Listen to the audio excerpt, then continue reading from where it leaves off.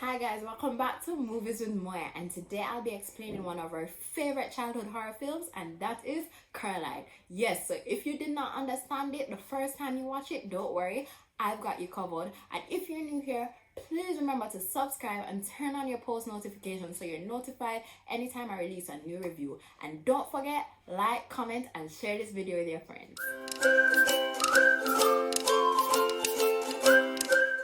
So for the odd chance that you've never watched Coraline before, or you just want a little refresher, I'm going to give you guys a little synopsis.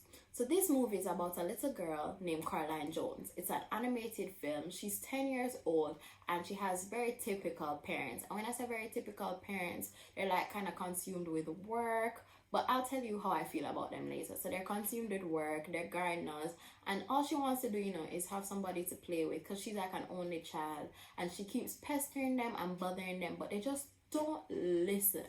So when she goes exploring around her house, she decides that she's going to enter this closet. So she forces her mother to open this closet for her, and she actually enters a next dimension or world, whatever you'd call it, and she has a whole alternate family, right? So in this new dimension, she has a new family, another mother, another father, but they're like 10 times better. But it turns out that all that glitters is not gold, and this new family is actually trying to kidnap her and turn her into those creepy dolls that we are all so afraid of when we were watching this the first time.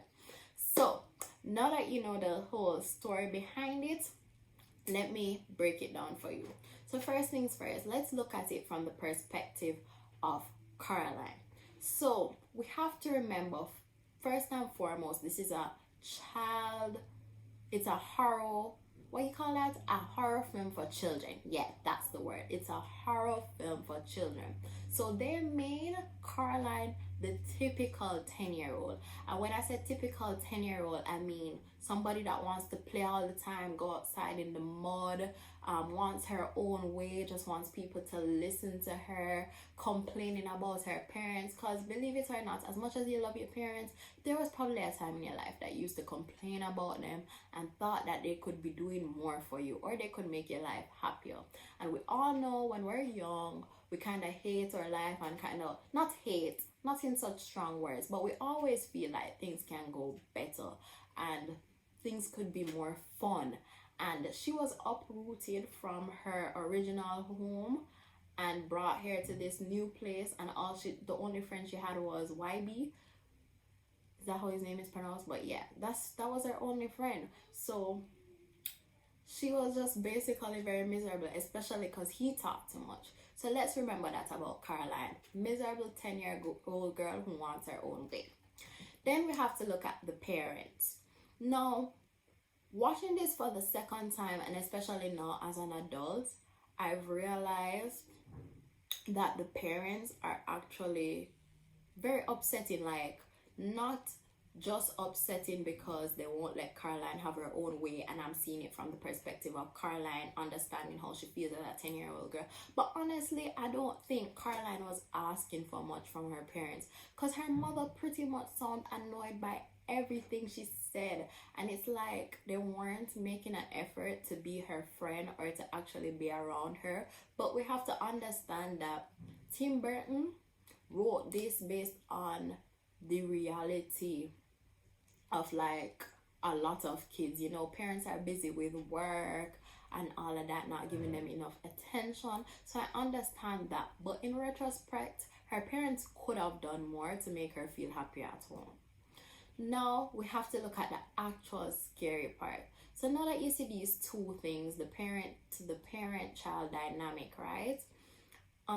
We have to understand that this was scary for us as kids, because the thought of losing your parents, no matter how much you disagree with them or feel like they could have done more, the thought of losing your parents is actually very, very, very, very scary. And that's what scares a lot of kids. Because watching it now, I wasn't that scared, because I understood why she was fearful. Like, imagine you out there as a 10-year-old child, no parents, and now me sit down as a 10-year-old child watching this, and I'm thinking of losing my parents. That's scary. That's so scary. That's why it's a horror film for children.